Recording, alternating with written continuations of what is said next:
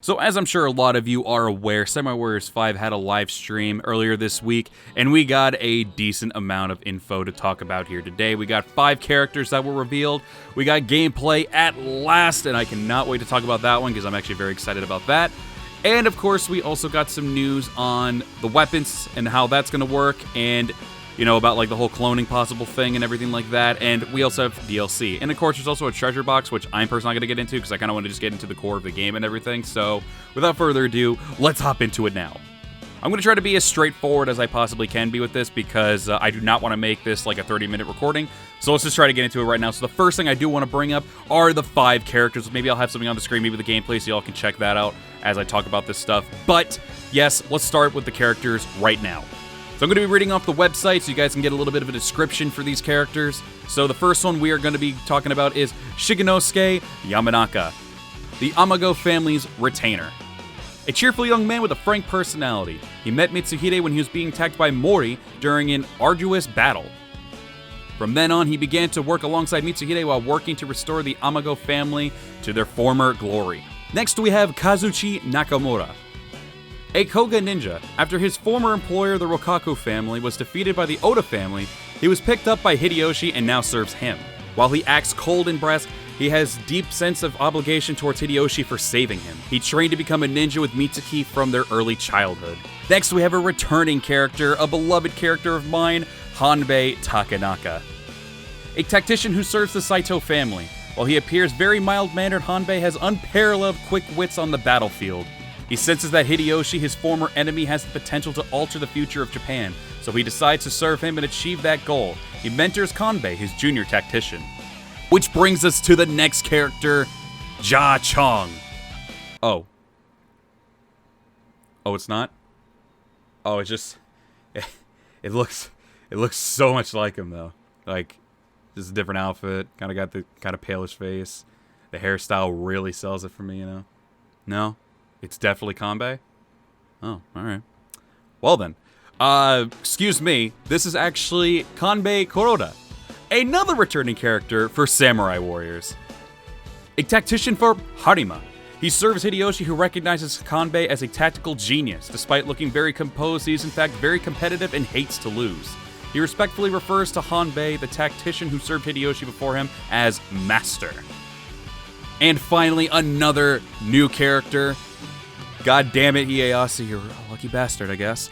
But this is Senna. This is Yoshimoto Imagawa's niece. She has an unyielding spirit and often encourages Ieyasu, but is also very affectionate and devoted to him.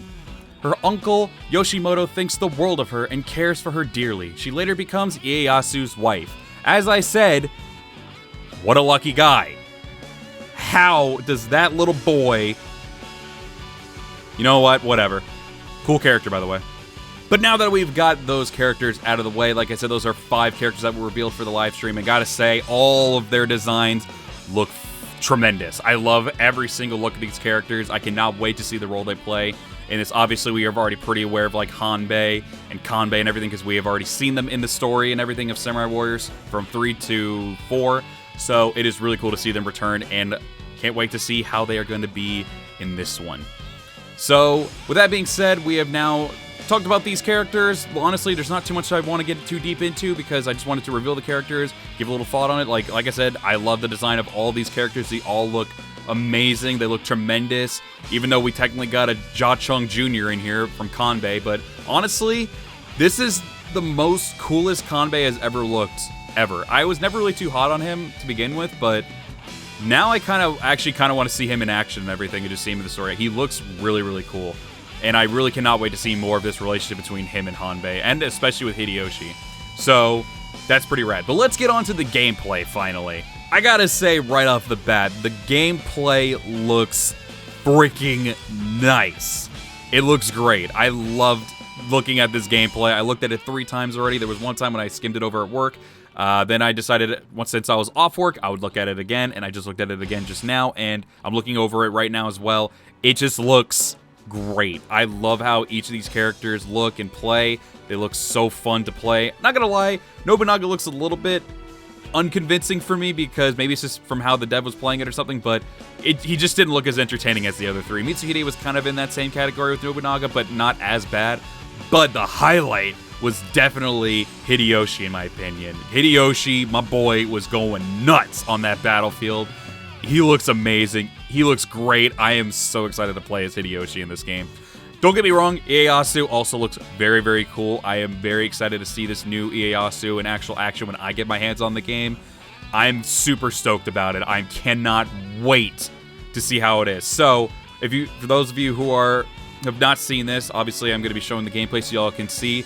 But yeah, so as you can see, it looks pretty much like a Samurai Warriors gameplay, like how any other would.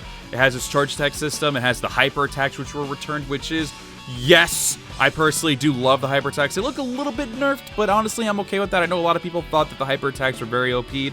I personally always enjoyed the OP'ness of the hyper attacks, but it's okay and kind of cool to see that they are trying to give it some more balancing for both parties to still enjoy it. So honestly, with how they handle the hyper attacks, it does look a little bit like, not weak, but it looks a little like it doesn't like go, when you collide with an enemy, it looks like doesn't take you as far. Like, you don't just like slash through them. You kind of like stop a little bit at them. You still go forward a bit, but you don't go like too crazy with it. And honestly, I'm okay with that. And I did notice that with the Nobunaga gameplay, there are people with shields, and obviously that's kind of like how it was in 4-2, and I think also in like Warriors Orochi and stuff like that. 4, I mean, with the hyper attacks, it stops like midway as they're like, if you're trying to hit with a hyper attack, the shield right there is there to stop it. So that's pretty cool that they're still keeping it balanced and everything. I'm perfectly cool with that. The hyper attacks still look awesome in my opinion, and the gameplay itself looks really, really fun, and I cannot wait to play it. Also, we did get some like the true Musos or whatever the hell they call them for Hideyoshi and Ieyasu. That looks really cool as well. I just cannot wait to get my hands on Hideyoshi and everything. It just looks great. Also, they have some new R1 special attacks, which look really cool. It kind of makes me think that they took a page off of Dynasty Warriors 9 with that, with the trigger attacks and everything, but they decided instead of just making them trigger attacks where it's just like situational for like ground, stun, aerial, and then a special EX or something like that, it looks like those are just like very over-the-top attacks that you can use to just decimate the enemies. And they have a recharge as well, which I am very happy with. I would not want to just see that being spammed over and over again during gameplay from someone else's channel or something like that, or I wouldn't want to have that vibe of like, well, I can just spam this. So I'm personally really happy that they decided to put a cooldown on that, and the attacks look really cool, especially Hideyoshi. I'm a Hideyoshi fanboy right now. He looks so much fun to play with, and I cannot wait to get my hands on him. So like, and again, triple battles back. As you can see from the Nobunaga gameplay, there is Yoshimoto as a third-party enemy. Yes, because it does show that Mitsuhide does attack them during his gameplay and everything. It looks awesome. I love the chaoticness of a triple battle and everything. That stuff was really, really cool to me, so I'm so glad to see that they are doing more triple battles. Hopefully there are more than just that battle, because I love triple battles so much. When I saw them in, like, Samurai Warriors 1 with Masamune Adachi and how chaotic they were, it was just so much fun. And then they put it in like some other Samurai Warriors games, and then they also put it in Dynasty Warriors 6. And then they also put it in Warriors Orochi 3, where you could do that from time to time. It was just really fun. Those kinds of battles are always my favorite, because I just love the utter chaos of those battles.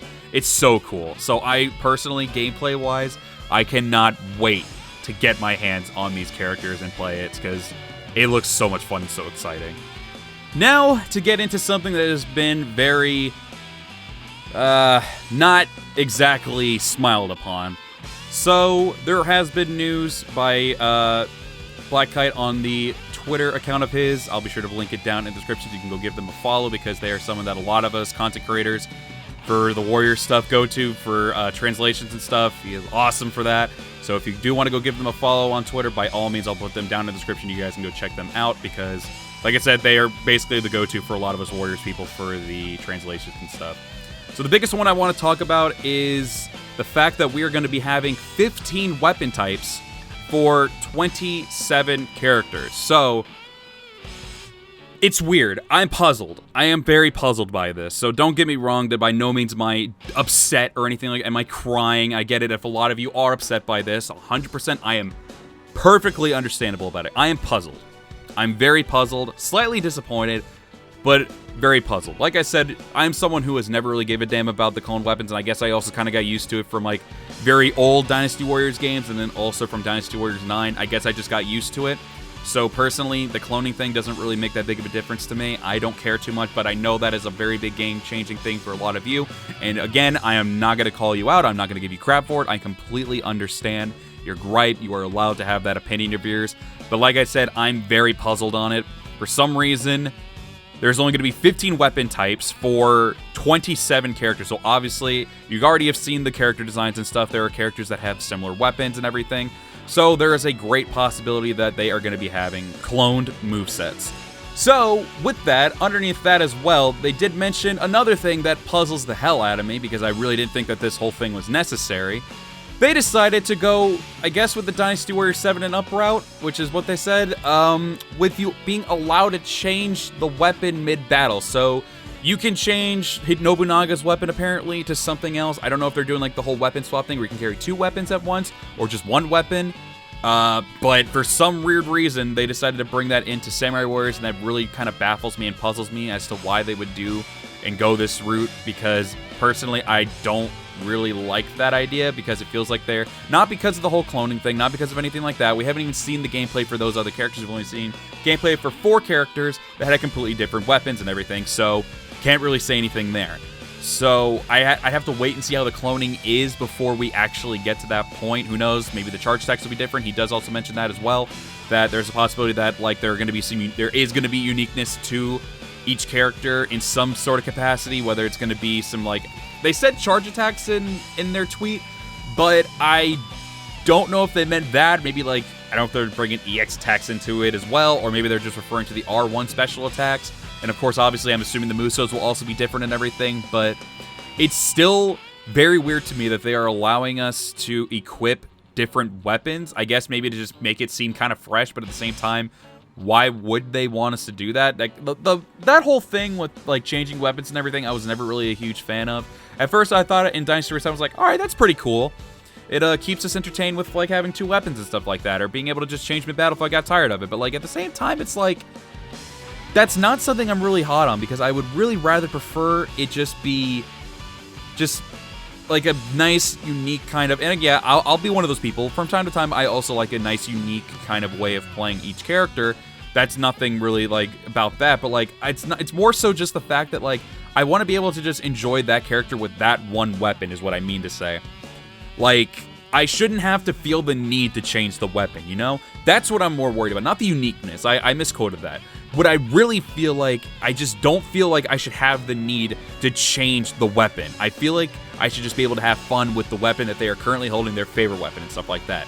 And again, with that, they did also mention that with their favorite weapon, so technically, like, take Nobunaga with his katana or something like that, or Mitsuhide, they are going to have their own special kind of, like, unique moveset. Like I said, I don't know if he was actually referring to the charge attacks, or maybe some special EX attack that they didn't show, or maybe even just the R1 special attacks. I don't know how that's going to work yet. Obviously, we haven't seen anybody with a different weapon, so we can't really tell. So, really, it's just a matter of me just waiting to see what happens with that, but honestly, that does kind of disappoint me that they're trying to go that route with, like, Dynasty does, because I really want Samurai Warriors to just be its own thing, not bring anything over. Like, I get it. It's still going to have that 1 versus 1,000 kind of complex and stuff like that. It is obviously a Warriors game. That's nothing I'm trying to put it by, but, like, they've been managing to keep Samurai Warriors and Dynasty Warriors, like, different in a way, and they've been doing it great, but for some reason now they're giving us some aspects from Dynasty Warriors that kind of doesn't make me all that excited about that. But again, it's optional. You don't have to. I'm assuming you don't have to change your weapon and everything. You can still keep their favorite weapon, so that I'm okay with. Personally, I always stick with the favorite weapon, unless I feel like it doesn't suit them. But for me, I always will stick to their favorite weapon, and that way I can get their full experience with it, because, as I said, their favorite weapon is the one that they're going to be the most unique with and everything, so I'd rather be able to just use that one since that's the one that they start with. I always tend to do that, so personally, I'm probably not going to be changing weapons unless I really feel like it's necessary. But again, I'm not really a huge fan of that whole thing, so it is what it is at this point. Let me know down below your thoughts on that. I'm sure a lot of you have red flags on that immediately, and I do not blame you at all. I'm kind of in the same category with that. That kind of sets up a red flag. Not because it's just like, it's the whole cloning thing, but it's just that it's just taking a book out of Dynasty Warriors, and that's something I'm not really happy about, because Samurai Warriors has been doing so well on its own, not really doing too much from the same thing as Dynasty Warriors, and now all of a sudden we're getting more Dynasty Warriors aspects into the game, and it just kind of makes me like, I don't like that. But let's move on from that finally. So the last thing I do want to talk about is the DLC. So I'm not going to talk about the treasure box. I personally am not someone who's always been interested in doing that kind of thing. It is really cool, the stuff that they offer and everything, but I'm personally not going to be talking about it. So if you guys do want to just see the whole live stream If I remember, I'll be sure to put a link down in the description so you guys can go check that out.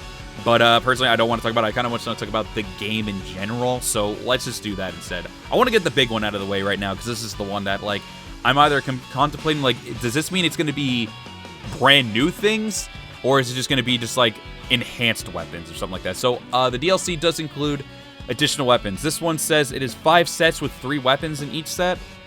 Now, I'm assuming it means, like, a level 1, level 2, level 3 in terms of the 3 weapons, stuff like that. Now, I don't know if this additional weapons, though, means it's going to be like how they did with Dynasty Warriors 9, where if you want to get more unique weapons, you got to buy this DLC and stuff like that. I don't know if that's what they're referring to. If it is, that's kind of disappointing. I'm not going to lie. That is kind of disappointing. I would have rather have seen that in the base game and everything, but I know you got to earn money somehow. If that's how they're doing it, then there you go. That's how they're trying to get the other weapons of uniqueness in there for you guys, is through DLC. I don't know yet. I don't know at all if that's how it is, but a lot of people have been saying that's probably what the case is with that whole thing. So, oh well, I guess if that's the case. Personally, I'm not super ecstatic about it, but it is what it is. But I would have rather, if that is the case, I would have rather it be just like in the game already. Maybe give us even more brand newer kind of weapons for the characters and stuff like that. I don't know, but I guess that's how it is right now. And then they did also mention there's going to be additional scenarios and background music, and then there's also going to be additional horses that you can use. So, basically what I would expect from DLC, honestly. I guess new horses, we kind of got the same thing in Dynasty Warriors, but Dynasty Warriors 9, I mean, but those were through like an update. And then we also got additional scenarios like hypothetical and stuff. I'm assuming that's what it's going to be. If not, maybe those are going to be expansions for Hideyoshi and Ieyasu. I don't know. But that kind of thing with the additional scenarios, I'm all for. And obviously, I'm always okay with more background music and stuff like that. So, yeah, I'm okay with that kind of stuff. The weapons thing, I'm very skeptical. I don't know if it's just going to be, like, enhanced weapons. But it does say it's going to be 5 sets with 3 weapons. So I'm assuming it's going to be brand new weapons with, like, a level 1, level 2, and level 3 weapon. If that's the case, that does kind of disappoint me in a way, because I feel like that could have been in the base game. But, of course, like I said, they got to try to earn more money somehow if that's the case. So there you go for that. And I've always never really cared too much about the horses unless they're just, like, speedy, fast. Sure. But that's something I was never really caring too much about. But it's cool that we're going to be getting some additional content with the game. It's cool that they've already been talking about DLC and stuff. So I am hyped about that. But yeah, so there you have it. So all in all, I guess I feel a little less optimistic when it comes to the whole weaponry thing. Like I said, it's not about the fact that they are doing cloned weapons and everything like that. I'm assuming there are definitely going to be uniqueness to it. Like I said earlier, that there is going to be some uniqueness to the characters. I'm assuming people like Hideyoshi and Senna, who both wield naginatas. I don't know if that's actually the case. Who knows? Maybe it's just some kind of different version of a spear for Hideyoshi. And then Senna actually does just have, like, something else. But I'm assuming if those two characters do actually have the same kind of thing, I'm assuming their moves are going to be different, because I do not expect Senna to do some crazy-ass flips exactly like Hideyoshi does, like a freaking monkey. I don't see it happening. So that part, I'm still kind of optimistic about. Like, hopefully that means we're going to be getting something really different with those characters, but we'll just have to wait and see on that. But my optimism did go down just a tad bit. I am now cautiously optimistic, like how I am with Dynasty Warriors 9 Empires. My hype is still way higher than Dynasty Warriors 9 Empires, but the optimism is still, it just got a little bit lower, just a little tiny bit. But aside from that, like I said, it doesn't really change my output. I'm still very excited for this game. I'm ecstatic for it still. After seeing the gameplay too, I'm really excited. I cannot wait to see what the other characters will be like. And that'll also give us the big nitty-gritty of, hey, this is what the character's going to be like. Are they going to be exactly like the other character that has the same weapon, or are there actually going to be some pretty stellar differences there? So, with time, I guess, we'll see how it goes. But for now, guys, that is going to be where I stop it here. Like I said, I'm excited, but I'm getting a little bit less optimistic, but I'm just going in the cautiously optimistic about it, because it's still Samurai Warriors. I have a soft spot for it. And so I want to see it succeed. That's probably why I'm the way I am with that, why I'm still being very optimistic, but just a little bit less. But that's just me. Samurai Warriors was always my first one, and I always had a soft spot for it. I always thought the storytelling was way better than Dynasties and everything. I always thought the gameplay was more fun and everything. So I'm kind of hoping that we do get this to be very enjoyable, and I do have a blast playing it whenever we do get it. So there you have it.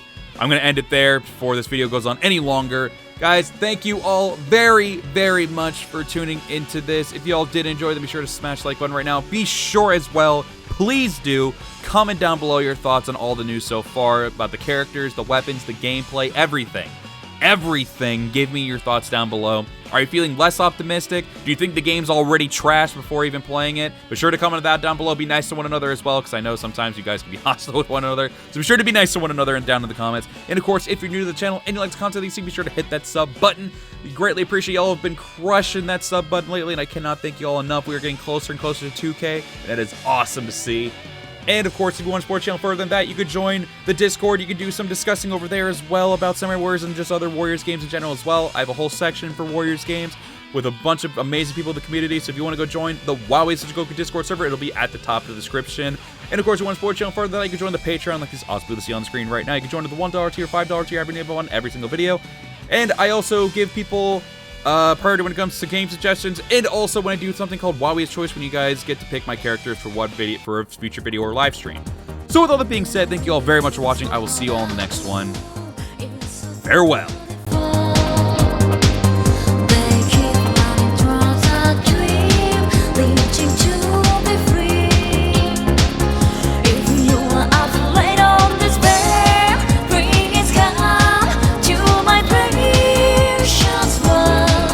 Secret